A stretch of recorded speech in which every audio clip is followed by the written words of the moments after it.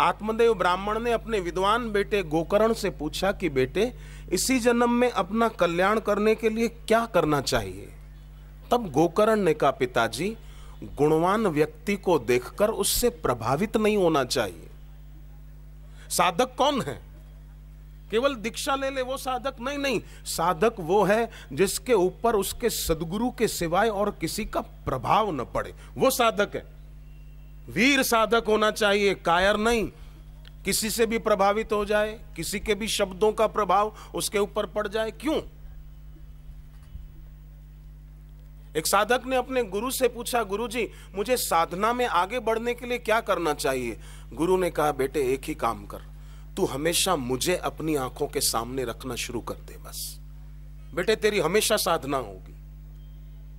ये कितनी बड़ी बात है कि साधक अपनी आंखों के सामने सदैव अपने सद्गुरु को रख पाए।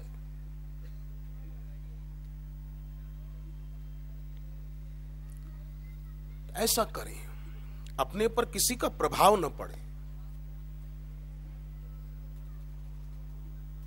मोर के आगे आप आइसक्रीम रखो तो नाचेगा? ले, बढ़िया आइसक्रीम है, खा ले और नाच के दिखा। नहीं नाचेगा। मोर बादलों को देखकर ही नाचता है। इंसान न जाने कितनों के इशारे पे नाचता रहता है। निष्ठा की कमी है, इसलिए शिव जी कहते हैं, गुरौ निष्ठा परम तप। अपने गुरु के चरणों में निष्ठा ही परम तप है।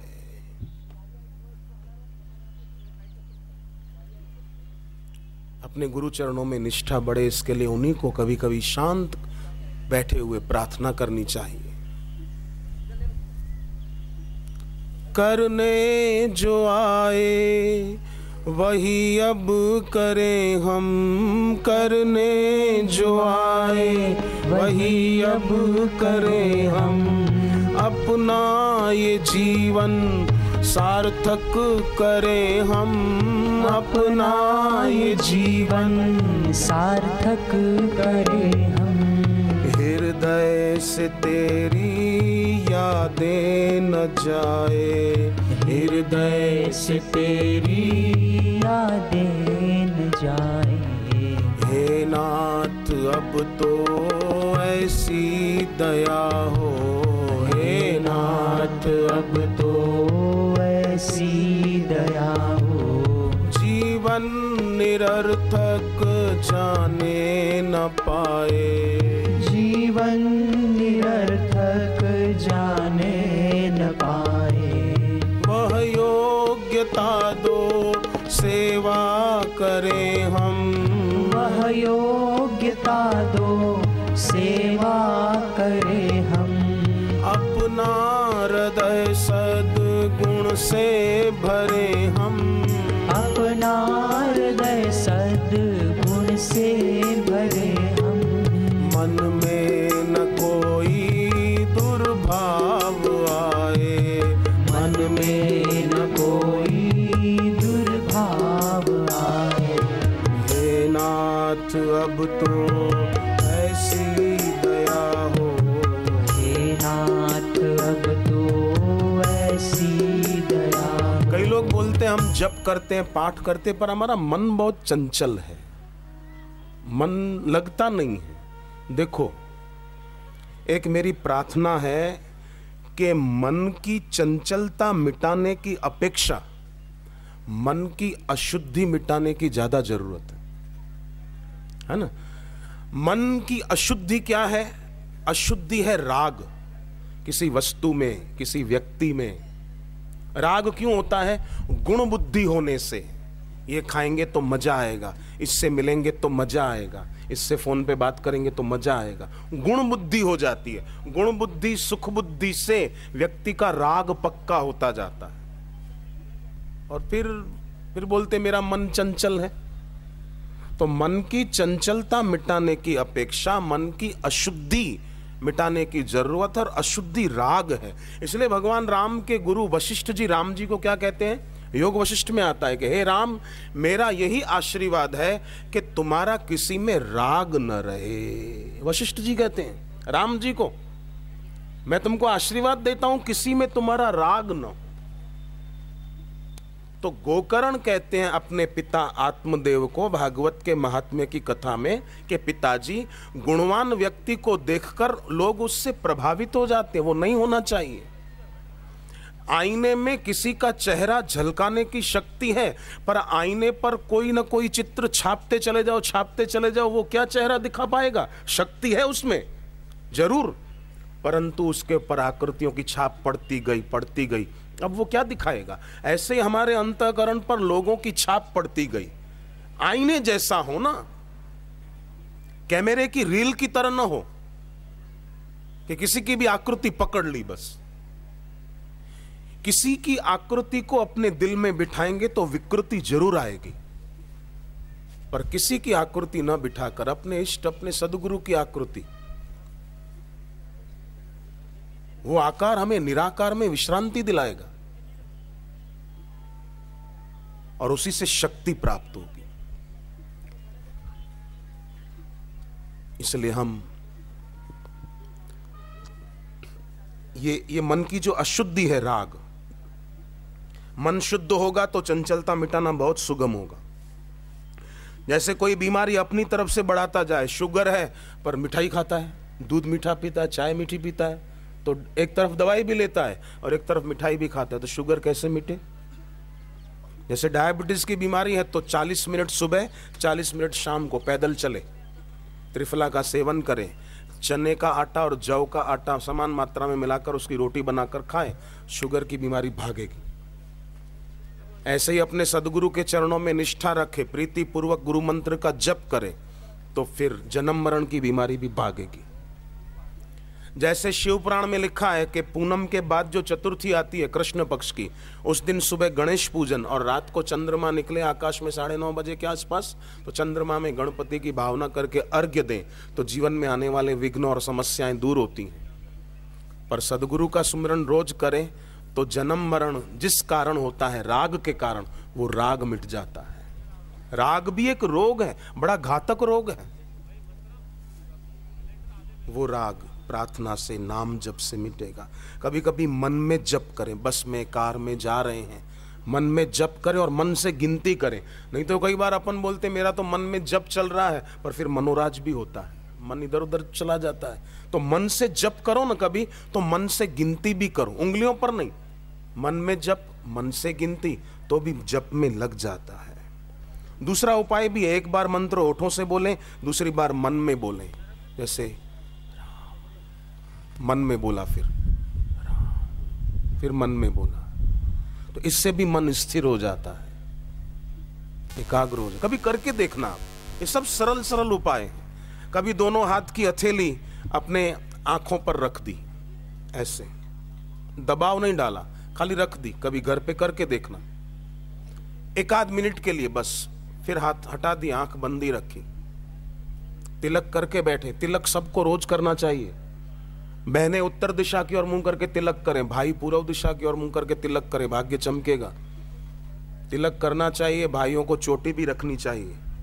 शिखा का और तिलक का कभी त्याग नहीं करना चाहिए। पर लोग आज फैशन फैशन फैशन दिखावे में मरे जा रहे हैं। लोगों की आंख में मूल्यवान होना चाहते हैं, पर ईश्वर की आंख में मूल्यवान नहीं होना चाहते हैं। कितना घाटे का सौदा कर रहे हैं लोग। धनभागी वो है जो ईश्वर की आंख का मूल्य समझे और लोगों की आंख के मूल्य को ठुकरा दे। एक दिन तो सब ठुकरा ही देंगे, मर जाएंगे तो कौन याद रखता है किसी को। किसी की मृत्यु हो जाती तो लोग रोते हैं, पर 3, 4, 5 महीने 6 महीने बीत जाते तो उसी घर में शादी होती है, वही लोग नाचते हैं जो रो रहे थे।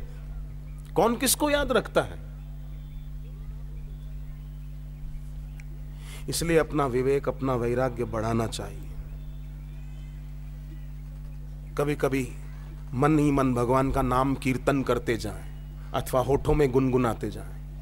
हरे राम राम राम हरे हरे। हरे शब्द जहां बोला जाए तो हरे कुछ है ही नहीं, नहीं मैं, नहीं तू, नहीं अन्य रहा, गुरु शाश्वत आप अनन्य रहा। हरे राम, राम ही है, फिर हरे, कोई है ही नहीं दृश्य जगत, फिर राम राम राम हरे हरे। ईश्वर ही है, बाकी कुछ है ही नहीं। जैसे मीरा की दृष्टि थी, दृष्टि मीरा की निराली, ऐसी दृष्टि, न किसी को प्रभावित करना, न किसी से प्रभावित होना। मीरा किसी से प्रभावित नहीं हुई और मीरा किसी को प्रभावित करना नहीं चाहती थी। पर आजकल कई लोग गुरु के नाम से भी लोगों को प्रभावित करने में लग जाते हैं। गुरु की तस्वीर रखकर, मैं भी गुरु। गुरु से कोई रिश्ता ही नहीं होता उनका। गुरु से रिश्ता हो तो कोई व्यक्ति खुद किसी को दीक्षा देने का वो नहीं दिखाएगा।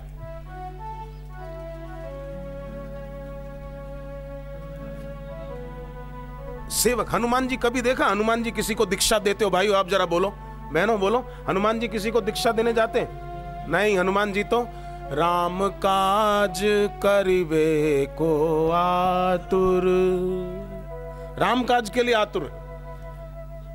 पूरी हनुमान चालीसा में कहीं पढ़ो आप, सुंदरकांड पढ़ो, चलो रामचरितमानस का, कहीं आया कि हनुमान जी ने गुरु बनना चाहा, हनुमान जी किसी को दीक्षा देने के लिए तैयार हो गए? नहीं। राम जी बहुत खुश होते हैं, कहते हैं हनुमान जी को जो मांगोगे दूंगा। तो हनुमान जी क्या मांगते हैं? नाथ भक्ति अति सुखदायिनी, देहु कृपा करी अनुपायिनी। हे नाथ, आपकी भक्ति अति सुखदायिनी है, आप मेरे को वही दे दो बस, मेरे को और कुछ नहीं चाहिए। वो हनुमान जी जो अष्ट सिद्धि नव निधि के दाता हैं, दे सकते हैं किसी को, पर आजकल तो किसी में कुछ होता नहीं है। जैसे विवेकानंद बोलते थे कि किसी के पास कुछ भी ना हो, फूटी कौड़ी ना हो, और हजार हजार सोने के सिक्के दान करने का दावा करता है। एक पुजारी ने रात को सपना देखा कि मेरे मंदिर का प्रांगण सारा मालपुए से, लड्डू से और सब्जी पूड़ी से भरा पड़ा है। सुबह जाकर पुजारी पूरे गांव वालों को आमंत्रण दिया है कि सब लोग घर पे खाना मत बनाना, आज कोई चूल्हा मत जलाना, सब मंदिर के प्रांगण में आके भंडारा करो, खाओ। तरह तरह के पकवान बने हैं, मिठाइयां बनी हैं, सब्जी पूड़ी है, आके खाओ। 11 बजे तक लोग आ गए, काफी देखा इधर न कोई चूल्हा जल रहा है, न कोई तैयार मिठाइयां आई है, कुछ नहीं। ये बात क्या है? पुजारी का दरवाजा खटखटाया, पुजारी बोले मेरे को डिस्टर्ब मत करो।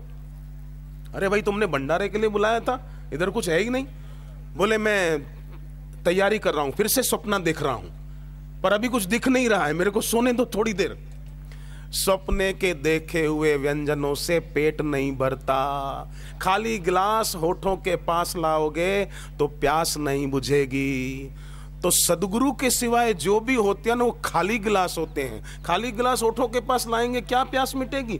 भ्रम होगा कि गिलास होठों के पास ला रहे हैं, होगा कुछ भी नहीं। इसलिए गुरौ निष्ठा परम तपः, ये शिव जी कहते हैं अपने सदगुरु के चरणों में निष्ठा। तो कहते हैं गोकर्ण आत्मदेव को कि पिताजी, गुणवान व्यक्ति को देखकर उससे प्रभावित मत होना और दोषी व्यक्ति को देखकर उससे नफरत मत करना। संसार में होनी चाहिए उपेक्षात्मक दृष्टि और ईश्वर में होनी चाहिए अपेक्षात्मक दृष्टि, कि यहां मेरे लिए है ही नहीं कुछ, मेरे लिए मेरे ईश्वर। मीरा की तरह, मेरे तो गिरधर गोपाल, दूसरों न कोई रे। ऐसा हो तो इससे लाभ होगा।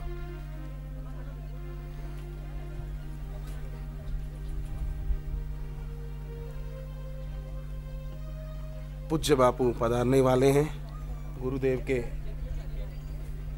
थोड़ी देर बैठे रहें, अभी सूचना मिल जाएगी। जब बापूजी पधारेंगे मैं आपको खुद कहूंगा।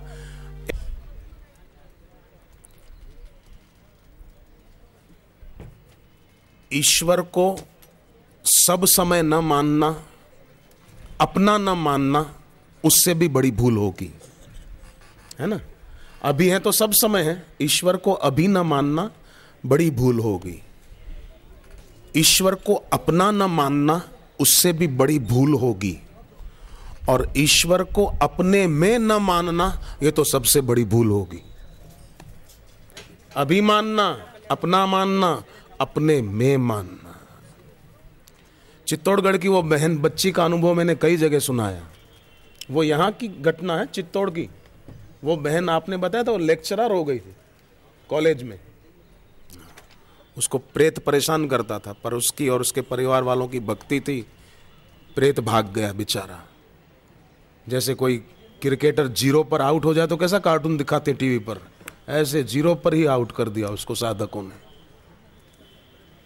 और वो सुखी है। भगवान राम काकभुशुंडी पर बहुत खुश हो गए और कहा वरदान मांगो। तो काकभुशुंडी कहते हैं मुझे अपनी भक्ति दे दो बस। तो भगवान राम क्या बोले, सुनवायस ते सहज सयाना, काहे न मांगे सियस वरदाना, सब सुख खानी भक्ति ते मांगी, नहीं को जग तो ही सम बड़ भागी। तेरे समान कोई भाग्यशाली नहीं है जो सब सुखों की खान भक्ति तूने मांग ली। तो भक्ति कैसे मिलती है, तुलसीदास जी वो भी बताते हैं। सब कर फल हरि भक्ति सुहाई, सो बिनु संत न काहू पाई, अस बिचारी जोई कर सतसंगा, राम भक्ति ते ही सुलभ विहंगा। जो सत्संग में जाकर बैठते हैं उनको भक्ति प्राप्त हो जाती है। तो आप आकर के बैठे हैं, मैं तो चाहूँगा भले आज अच्छे योग में गुरुदेव पधार रहे हैं, रविवार सप्तमी माघ मास में, पर गुरुदेव जब भी पधारे तब अच्छा ही योग है। ये तो बाहर से भी अच्छा योग है, वैसे जब भी वो आ जाएं तब अच्छा ही योग है। पर मैं चाहूँगा चित्तौड़ में फिर से जल्दी जल्दी गुरुदेव के चरण यहाँ पढ़ते रहें और यहाँ के और आसपास के साधकों को सत्संग का और भक्ति का लाभ मिलता रहे। सत्संग में रुचि जिसको है वो समझो अपना कल्याण कर रहा है। जिसको गुरु के सत्संग की आवश्यकता महसूस होती है, समझो वो व्यक्ति अपने गुरु को ही मदद कर रहा है। कैसे कि गुरुदेव आप हमारा कल्याण चाहते हैं और हमको अगर गुरुदेव के सत्संग की आवश्यकता महसूस होती है तो हमारा राग उतना छूटता जाएगा। सत्संग से ही तो राग मिटेगा, सत्संग से ही तो विवेक जगेगा। बिनु सत्संग विवेक न होई। तो सत्संग से विवेक बढ़ेगा और विवेक बढ़ेगा, हमारा कल्याण जल्दी होगा। कार बढ़िया हो पर स्टीयरिंग ना हो तो वो कार किस काम की। तो मनुष्य शरीर तो मिला पर विवेक नहीं है तो मनुष्य जीवन गंवा दिया।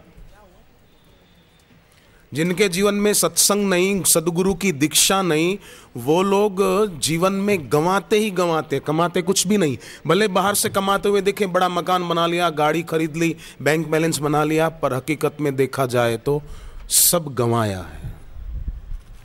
आप सोचिए, भंवरा कमल के फूल के पास जाए ये बात तो समझ में आती है, पर कमल का फूल भंवरे के पास जाए तो एक बात कैसी लगती है। ऐसे ही संसार के सुख हमारे पीछे आए, हम उनके पीछे क्यों लालायित हो। ये कैसे होगा? ये अपने सदगुरु में निष्ठा रखने से होगा। तुलसीकृत रामायण का एक वचन है, चिदानंदमय देह तुम्हारी, विगत विकार जान अधिकारी। ईश्वर प्राप्त गुरु का शरीर कैसा है? बोले चिदानंदमय देह तुम्हारी।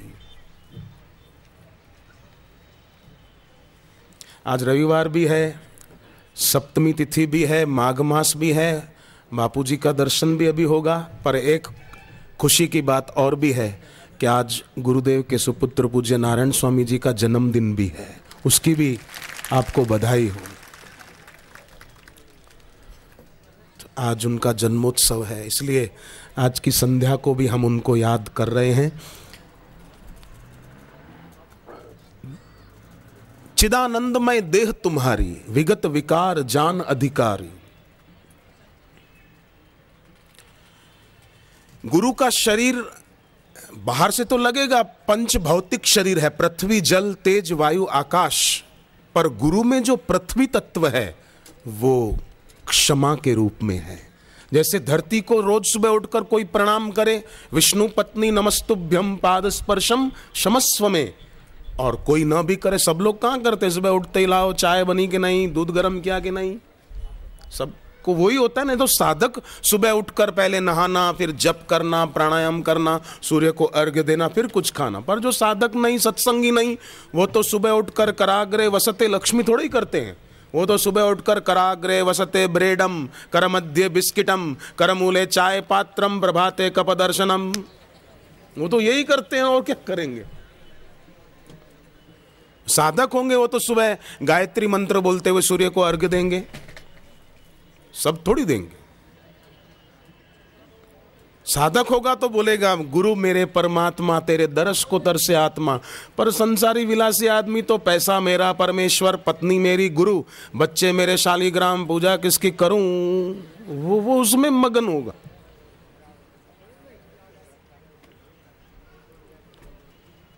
मूर्छा घनी होती, पता ही नहीं चलता कि हम मूर्छित हैं, पता ही नहीं चलता कि हम होश में नहीं हैं,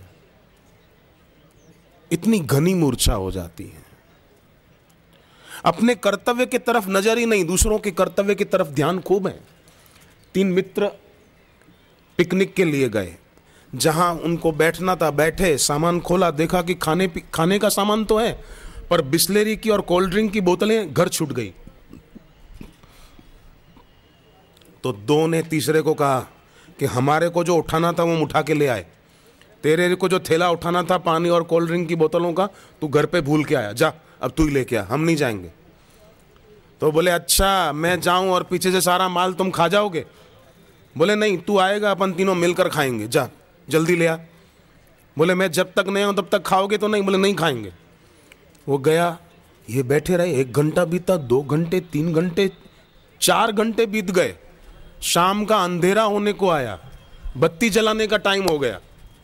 अब जंगल में कहां बत्ती जलाते, इंतजार करते रहे, आया नहीं। दोनों ने एक दूसरे को कहा चलो भाई अब अपन थोड़ा खा के घर चलते हैं, न जाने कब आए, जंगल का मामला है, हिंसक पशु आकर मार डालेंगे। तो उन दोनों ने जो ही खाना शुरू किया, वो पेड़ के पीछे छुपा था, छलांग लगा के सामने आया। बोले मुझे पता था तुम ये हरकत करोगे, इसलिए मैं गया ही नहीं था, पेड़ के पीछे खड़ा था, मुझे पता था तुम यही करोगे। अब तू इनकी करनी पर ध्यान रखता है, अपनी करनी पर ध्यान क्यों नहीं गया कि तेरा कर्तव्य था वहां से पानी और जो लाना है ले आता। ये क्या कर रहे हैं, उधर नजर है, मुझे क्या करना चाहिए, उधर नजर ही नहीं है। कर्तव्य परायणता आज भूलते जाते हैं लोग।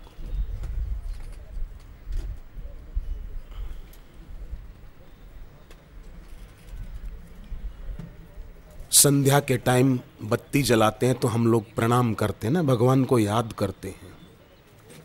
क्यों? कि हिरण्याकश्यपु को भगवान ने जब मारा था ना, वो संध्या का समय था, क्योंकि उसने वरदान लिए थे, दिन को न मरूं, रात को न मरूं, अंदर न मरूं, बाहर न मरूं, अस्त्र से न मरूं, शस्त्र से न मरूं, मानव से न मरूं, दानव से न मरूं। भगवान ने कहा ठीक है बेटे, दिन को न मरूं, रात को न मरूं, तो संध्या के समय तुझे मारूंगा।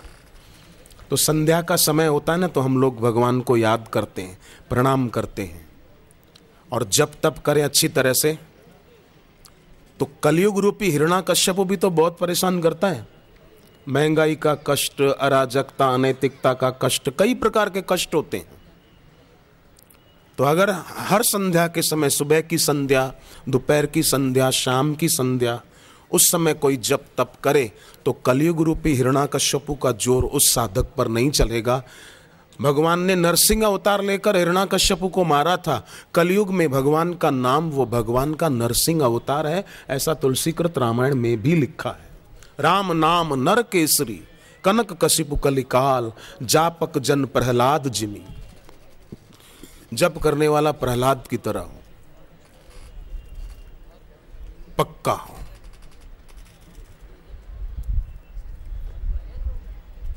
पाल ही दली सुरसाल, सभी देवी देवता उसको मदद करते हैं, 9 ग्रह उसको अनुकूल हो जाते हैं जो संध्या के समय जप करता है।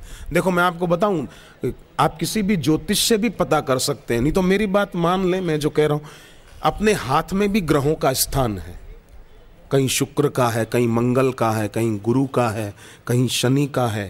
ये बीच वाली उंगली है ना बड़ी, इसके नीचे शनि का है, इसलिए कई लोग आप देखना इसमें लोहे की रिंग पहनते हैं। मैंने तो देखा है कई लोगों को। क्यों पहनते हो? शनि को राजी करने के लिए। मैंने नहीं पहनी है, पर कई लोग पहनते हैं। मैं तो जानता हूं एक साधे सब सदे, सदगुरु को राजी कर लो, 9 ग्रह भी राजी मिलेंगे, सारे देवी देवता भी राजी मिलेंगे, ये मैं जानता हूं। तो शनि का स्थान इधर है, सूर्य का इधर है, इधर इस उंगली के नीचे यहाँ सूर्य का स्थान, ऐसे अलग अलग। अगर हम हाथ से माला लेकर जप करते हैं या अपने हाथ से कोई सेवा का काम करते हैं तो ग्रह और ग्रहों के देवता राजी हो जाते हैं। पर अगर कोई हाथ से दुष्कर्म करता है तो ग्रहों के देवता नाराज होते हैं कि कम वक्त तुझे शक्ति इसलिए मिली थी कि अपनी ऊर्जा को गंवाता फिरे, अपनी ऊर्जा को। जैसे नदी पर डैम बांधते हैं तो पानी कितना काम आता है, उससे सिंचाई की नहरें निकाली जाती है, आसपास की जमीनों में पानी का लेवल ऊंचा हो जाता है। ऐसे ही जो इंद्रियों की ऊर्जा का डैम बांधता है वो साधक भी साधना में बहुत ऊंचा उठ जाता है। तो सचमुच मुझे तो बहुत अच्छा लगा कि भले थोड़ी देर के लिए गुरुदेव आए पर सदा के लिए हमारे दिल में बसे हुए हैं और भी हम उसको पक्का कर लें। जैसे पंचवटी में भगवान राम, सीता और लक्ष्मण आए तो पंचवटी जो श्रापित थी किसी ऋषि के द्वारा, वो जगह श्राप मुक्त हो गई। आपका और मेरा शरीर भी पंचवटी है, पृथ्वी, जल, तेज, वायु, आकाश, इन 5 तत्वों से बना है। तो इस पंचवटी में भी राम, सीता, लक्ष्मण, राम जी माना गुरु का ज्ञान, सीता माना गुरु की भक्ति और लक्ष्मण माना संसार के भोगों से वैराग्य कि आज तक मुझे क्या मिला, इतना आंखों को दिखाया क्या मिला, इतना कानों को सुनाया क्या मिला, इतना जीभ को स्वाद का मजा दिलाया, स्वादिष्ट व्यंजन कई बार खाए, क्या मिला आखिर। बोले शक्ति बढ़ी, अरे शक्ति क्या खाक बढ़ी, उम्र बढ़ती जाती है तो शक्ति भी तो कम होती जाती है। जिनकी उम्र 50 साल है उनसे मैं निवेदन करूंगा कि 30 साल की उम्र में आप जितना खा लेते थे क्या अभी 50 साल की उम्र में उतना खा सकते हैं? मैं नहीं मानता कि उतना खा सके, आदमी बीमार हो जाएगा। 30 साल की उम्र में जितनी मिठाई खा लेते थे और हजम कर लेते थे उतनी 50 साल की उम्र में नहीं खा सकते हैं। अरे उतनी 40 साल की उम्र में नहीं खा सकते जितनी 30 साल में खा लेते थे। तो शक्ति कम भी तो होती जाती है ना। बाल सफेद होते जाते हैं, कि कितना भी रंग करो फिर अंदर से जो नए आते हैं वो दिखा देते हैं कि इसने रंग किया है। मैंने सुनी है एक कहानी छोटी सी कि एक आदमी ने अपने दोस्त को पूछा, मेरे बाल है ना सफेद हो गए जल्दी, तो क्या करूं, काला रंग करता हूं पर फिर अंदर से जो नए बाल आते हैं वो सफेद आते हैं, तो चोरी पकड़ी जाती है, लगता है कि हाँ रंग किया है इसने। तो ऐसा कोई उपाय बताना कि बाल अंदर से ही काले आए। तो उसने भी कहा, मजाकिया स्वभाव का था, बोले काला रंग जो तू बालों को करता है ना, थोड़ा पी जा कटोरी भर के, तो अंदर से काले ही आएंगे। पर देखना कोई पीना नहीं, गड़बड़ हो जाएगी। आंवले का सेवन किया जाए, हरे आंवले सीजन चल रही है अभी, आंवले खूब मिलते हैं, आंवले खूब खाओ, आंवले की चटनी बना के रखो, रोज रोटी के साथ खाओ तो फायदा करेगा। आंवले का पाउडर, आंवले सुखा दो, सूख कर पाउडर बना के रख लो, रोज खाओ 1 चमची पानी में मिलाकर, थोड़ी मिश्री मिलाकर, बढ़िया रहेगा। अपने आश्रम का तैयार भी मिलता है आंवले का पाउडर, मिश्री मिला हुआ, वो तैयार ले जाना चाहें तैयार ले जाएं, घर पे बना के रखना चाहें घर पे बना के रखो। आंवले का सेवन खूब करो, बड़ा हितकारी है। रात को जिनको नहीं पता उनके लिए बोलता हूं मैं कुछ बातें, रात को दक्षिण दिशा में सिर करके सोया करो, तबीयत निश्चित रूप से बढ़िया रहेगी। मेरा अनुभव है, क्योंकि हम यात्रा में रहते हैं ना, 2 दिन कहीं, 1 दिन कहीं, 3 दिन कहीं, तो मैं तो रात को कोशिश करके दक्षिण दिशा में सिर करके ही सोता हूं। तो पिछले 25 वर्षों में एक बार भी मुझे कोई अंग्रेजी टैबलेट खानी नहीं पड़ी है। 25-26 साल हो गए, मैंने एक भी अंग्रेजी दवाई नहीं खाई। ऋषि प्रसाद में बातें छपती है, शरीर को स्वस्थ कैसे रखें, क्यों शरीर को बीमार करें। कई लोग 3.5 इंच की जीभ को मजा दिलाने के लिए 3.5 हाथ का शरीर बीमार कर देते हैं। सब्जी रोटी खाई फिर ऊपर से आइसक्रीम खा लेते हैं कई लोग, पार्टियों में, राजधानी ट्रेनों में और कई जगह लोग खा लेते हैं। अभी गरम गरम खाना खाया, ऊपर से ठंडी आइसक्रीम खाई। अपने आप के दुश्मन क्यों बनना। भंडारा हो रहा था एक जगह, बाप बेटा बैठे थे, खाए जा रहे थे, राम नाम जपना, पराया माल अपना, खाए जाए। तो बेटा बीच बीच में पानी पी रहा था, तो बाप ने कहा, बेवकूफ पानी घर चल के पीना, यहाँ खाता जा, पानी क्यों पी रहा है। घर गए, बाप ने थप्पड़ मारी। मैं मना कर रहा था फिर भी बीच बीच में 2 घूंट पानी क्यों पी रहा था। बेटा गया 2 डब्बे लाया, एक डब्बे में राख, एक डब्बे में पानी। राख के ऊपर पानी डाला, राख बैठ गई। देखा पिताजी क्या हुआ, बोले राख बैठ गई। पिताजी मैं भी खा रहा था ना, 2-2 घूंट पानी पी रहा था ताकि खाया हुआ बैठ जाए और खा सकूं, इसलिए पानी पी रहा था। बाप ने दोबारा थप्पड़ मारी जोर से, बोले इतना बढ़िया आइडिया तू जानता था, मुझे वहां क्यों नहीं बताया तूने? मैं भी खाता उधर अच्छी तरह से। नहीं, मैं ज्यादा जप करता अच्छी तरह से, मैं ज्यादा जल्दी उठता और जप तप करता, मानसिक प्राणायाम करता। 20 फरवरी को आपको पता होगा महाशिवरात्रि है। महाशिवरात्रि को जिनकी उम्र 15 से 45 साल के अंदर है, उनको अगर कोई बीमारी नहीं है, शुगर नहीं है, मेरी प्रार्थना है हो सके तो हिम्मत दिखाना। सुबह के सूर्योदय से लेकर अगले दिन के सूर्योदय तक पानी भी नहीं। भाग्य की रेखाएं न बदले तो मुझे कहना। महाशिवरात्रि का सुबह का सूर्योदय, अगले दिन के सूर्योदय तक निर्जला उपवास। हाँ, कोई ज्यादा दुबले पतले हो वो मत करना भैया, जो बराबर ठीक ठाक हो वो तो जरूर करना, बहुत फायदा होगा। युवान भाई बहनों से तो मैं सचमुच आग्रह पूर्वक कहूंगा कि महाशिवरात्रि के दिन करो हिम्मत, निर्जला रहो और रात को फिर सो मत जाओ। वैसे ही खाया नहीं होगा, पानी भी नहीं पिया होगा तो नींद भी नहीं आएगी। कई लोग निराहार रहते हैं तो रात को सपने भी यही देखते हैं कि मैं बढ़िया रोटी सब्जी खा रहा हूं। फिर उपवास वाले दिन आप देखना, बाजार में जाओगे ना तो कपड़े की दुकान नहीं दिखेगी, किराने की दुकान नहीं दिखेगी, रोटी सब्जी वाली दुकान ज्यादा दिखेगी, समोसे और पकोड़े वाली दुकान पर नजर ज्यादा जाएगी। तो महाशिवरात्रि की रात को सोना नहीं, हो सके तो ये मेरी प्रार्थना है। युवान भाई बहनों तो खास हिम्मत करना, नहीं सोना। रात को 2, 3, 4 बजे तक जाग के जप करना, और जप करो तो पूर्व और उत्तर के बीच ईशान कोण पड़ता है, उधर मुंह करके जप करना। और एक माला अपने गुरुदेव को दक्षिणा दो, एक माला महामृत्युंजय मंत्र की जपो के हे भोलानाथ, आज महाशिवरात्रि है।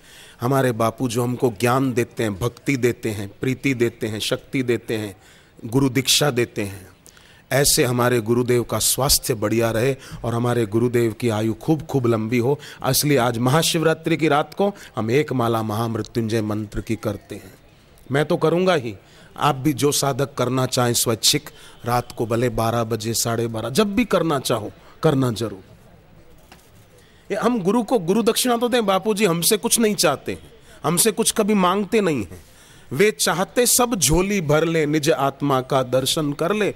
तो हम ऐसे अपने गुरुदेव को ये गुरु दक्षिणा तो दे सकते हैं, बहुत फायदा होगा आपको, हमको, सबको। ये पवित्र पर्व के दिन अपना भजन, अपनी भक्ति बढ़ाने के दिन है। इसका जरूर से फायदा उठाएं। कई साधक मिलते हैं, बताते हैं उनके सिर पे पहले कर्जा था, अब कर्जा नहीं है। आंखों की रोशनी उसकी कमला शंकर की चली गई थी, उदयपुर आश्रम में परिक्रमा करने से, जप और प्रार्थना करने से उसकी आंखों की रोशनी बढ़िया हो गई। आज भी आए थे, वो निकुंभ में सत्संग था वहां पे। तो जीवन में कभी कोई दुख आ जाए तो ये मत सोचना कि ये दुख हमेशा टिका रहेगा, नहीं, ये सोचना कि मेरे मिटाने से नहीं मिटा, ईश्वर और गुरु की कृपा से जरूर मिट जाएगा। ऐसा विश्वास जो रखता है वो सच्चा भक्त है। और कभी भी दुखी होकर प्रार्थना मत करना, मैं बहुत दुखी हूं, हे भगवान मेरा दुख दूर कर दे। दुखी होकर नहीं, भक्त होकर प्रार्थना करना। क्योंकि दुखी दिल से उठी हुई पुकार इतना काम नहीं करेगी जितना भक्ति भाव से उठी हुई पुकार गजेंद्र की थी, कैसा काम कर गई। द्रौपदी की पुकार भक्ति भाव से उठी थी, कैसा काम कर गई। जिह्वा गुण गोविंद भज करण सुनो हरि नाम, कहो नानक सुन रे मना, पढ़ ही न यम के धाम। वो यम के धाम नहीं जाता, कौन? जो जीभ से भगवान का नाम जपता है, कानों से सुनता है। तो इस पंचवटी में ज्ञान गुरु का, भक्ति सदगुरु की और वैराग्य न रहने वाले से। पंचवटी में शूर्पणखा भी आई थी राम जी के पास और कहती है मेरे समान कोई सुंदर नारी नहीं, तुम्हारे समान कोई सुंदर पुरुष नहीं। पर राम जी ने उसके सामने देखा भी नहीं। शूर्पणखा माने वासना। इस पंचवटी में ये वासना रूपी शूर्पणखा भी आएगी। पर राम जी ने सीता जी की तरफ नजर की, मतलब अपना मन भक्ति में लगाना। तो शूर्पणखा का जोर नहीं चलेगा। राम जी को शूर्पणखा परेशान करना चाहती थी, पर राम जी ने लक्ष्मण के पास भेज दिया। लक्ष्मण माना वैराग्य, अपना वैराग्य सजाग होगा तो शूर्पणखा के नाक कान अपने आप ही कट जाएंगे, उसका जोर चलेगा ही नहीं। लक्ष्मण जी 14 साल तक सोए नहीं, ये संकेत है कि हमारा वैराग्य रूपी लक्ष्मण कभी भी सोए नहीं, वो सजाग रहे, तो शूर्पणखा का जोर नहीं चलेगा। सीता जी का अपहरण कब हुआ? जब लक्ष्मण सीता जी से दूर हुए हैं। वैराग्य कम होता है तब भक्ति कम हो जाती है, मोह के द्वारा भक्ति का अपहरण हो जाता है। इसलिए वो दूर न हो, वो दूर न हो, उसके लिए प्राणायाम में एक प्रयोग कर सकते हैं। गहरा श्वास, युवान भाई बहनों के लिए खास है।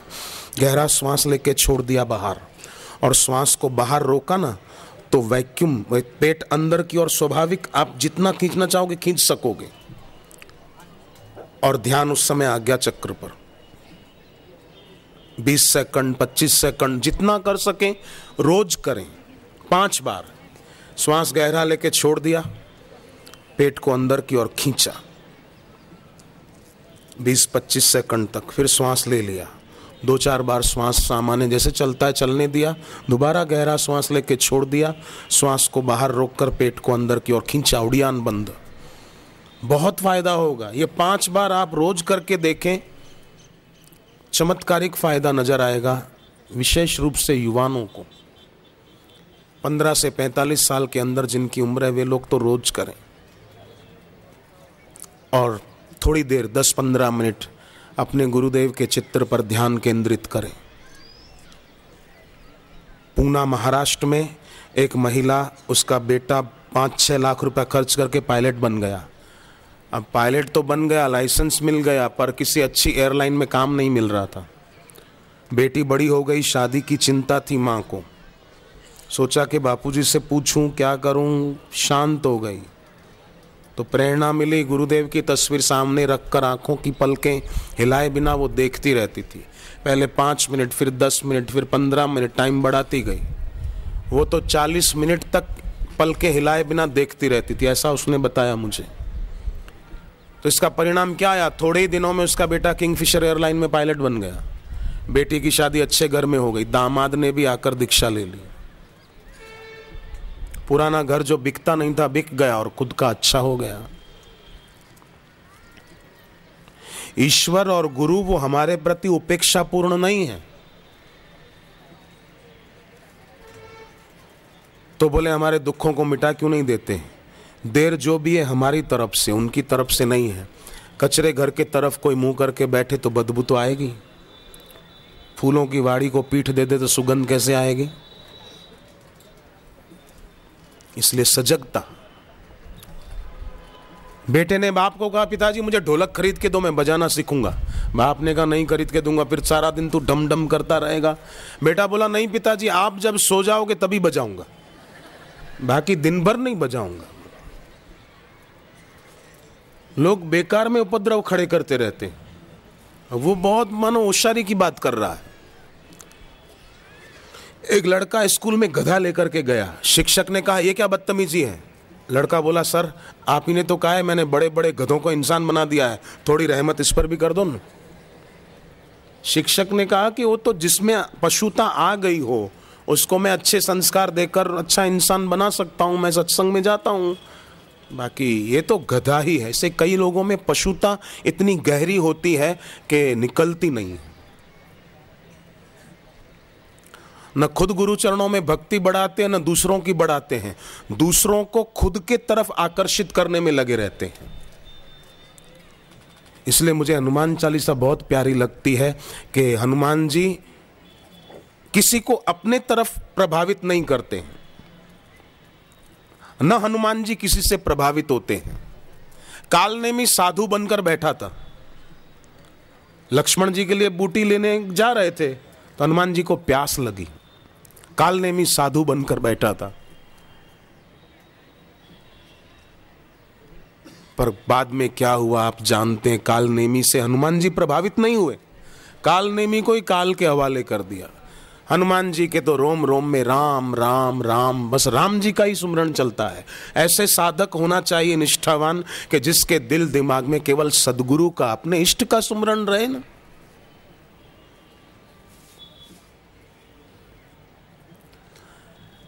समुद्र किनारे वानर सेना पहुंची, संपाति ने सीता जी का पता बताया। सब अपनी अपनी शक्ति का बखान कर रहे थे कि मैं इतनी छलांग लंबी लगा सकता हूं, पर हनुमान जी चुप बैठे थे, आंखें बंद थी उनकी, भगवत सुमरण में इतने तल्लीन, कौन क्या बोल रहा है इसका पता ही नहीं था उनको। हनुमान जी ने सीख दी है, साधक भी ऐसा हो।